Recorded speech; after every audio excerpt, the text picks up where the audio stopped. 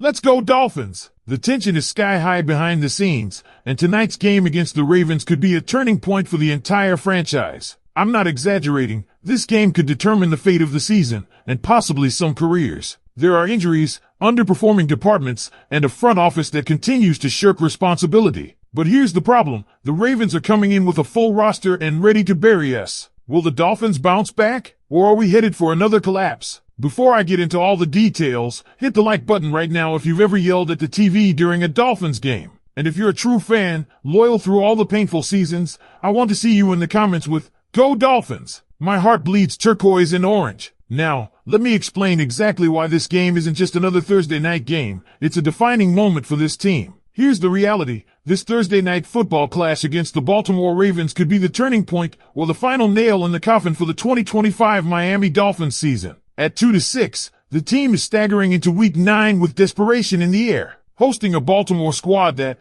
despite their 2-5 record, is getting healthy at just the wrong time for Miami. Lamar Jackson is back. Ronnie Staley is back. Even Nate Wiggins is ready. The Ravens, who've been absolutely wrecked by injuries this year, are showing up to Hard Rock Stadium at full strength. Meanwhile, the Dolphins, still limping, still patching holes. Let's get into this injury situation first. Julian Hill is out again with an ankle problem, second straight game he'll miss. Aston Davis is likely not suiting up either, dealing with a quad injury. Bradley Chubb, D. Eskridge, Jason Marshall Jr., and Ifeatu Melifonwu are all listed as questionable. But here's the kicker. Melifonwu is expected to go, as is Chubb and Eskridge. The real wild card is Marshall Jr. The team has an open roster spot, and if they finally activate him off IR, he's ready to contribute immediately. Why they haven't pulled that trigger yet is another decision that raises eyebrows toward Greer. Again, how is he still running things? So how can the Dolphins pull off a win as 7.5-point underdogs? I'll tell you this. The key is simple and brutal. Run the damn ball. That's the only way. Baltimore's run defense? It's worse than Atlanta's. And Miami managed to run effectively against the Falcons last week, a team that statistically had a top half run D. Baltimore, on the other hand, is getting gashed. Bottom half of the league in rushing yards per game, EPA per rush, stuff rate, it's all ugly. This is Miami's opening. And despite our offensive line not being dominant,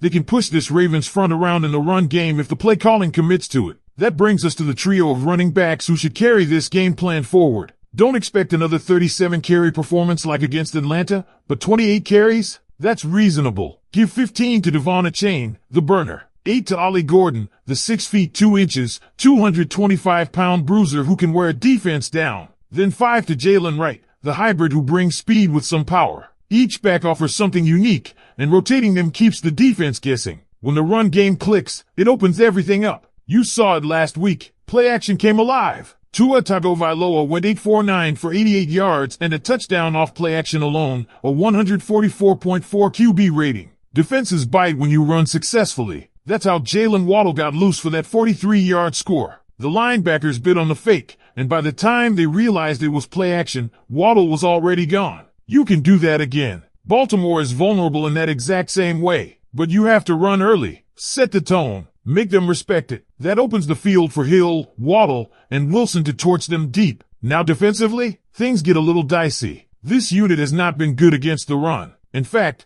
they've allowed more 20-plus yard runs than any other team in the NFL this season. Let that sink in. Now you're about to face Lamar Jackson, one of the most electric runners in league history, and Derrick Henry, a guy who's made a career of abusing defenses. This isn't a bend-don't-break scenario. This is either plug the leaks or get steamrolled for 4 quarters. Because if we're being honest, and I know you fans feel this too, how many more chances does Chris Grier really deserve? The roster is flawed. The offensive line still can't be trusted in pass protection. The secondary has been a revolving door of IR designations and practice squad call-ups. And the draft strategy? Questionable at best. While Mike McDaniel is doing what he can with the pieces he's been handed, there's only so much a brilliant offensive mind can do when the team constantly finds itself playing catch-up, physically and schematically, week after week. Let's be real. Grier's had years to build this thing right. And yet here we are again, 2-6, staring down the barrel of another wasted season, asking the same questions we've asked for the past decade. When does the accountability finally hit the front office? And here's where it gets even more frustrating. Despite the failings, there are reasons for hope,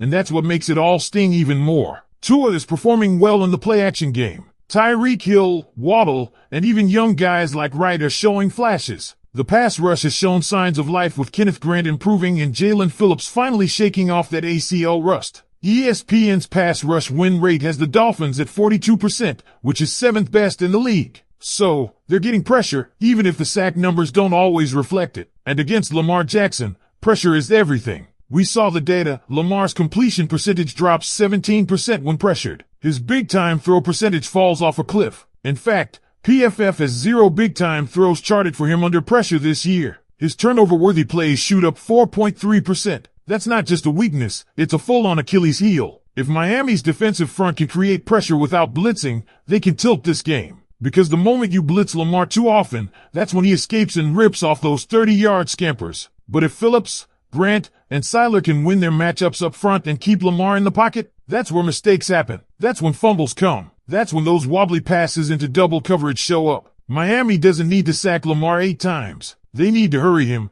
disrupt his timing, and force bad decisions. But again, that only matters if the offense can take care of the football. And this is where we circle back to the biggest self-inflicted wound of the season, turnovers. When Miami turns the ball over 3 times, they lose. It's that simple. Chargers, 3 turnovers, lost. Browns, 3, maybe 4 turnovers depending on how you score it, lost. This team isn't built to survive mistakes. The margin for error is razor thin, especially with a defense that can't consistently generate takeaways. The Dolphins rank 22nd in the league in takeaways per game. Baltimore is somehow even worse, ranking 30th. This is not a defense that's going to hand you extra possessions, which means Miami must value every snap. Protect the ball, run the clock, pressure Lamar. That's the formula. And even if the execution is perfect, it still might not be enough. This Ravens team, at full health, is dangerous. And if you ask me, that 7.5-point spread is disrespectful, but it's not entirely unfair. Miami hasn't been blown out often this season,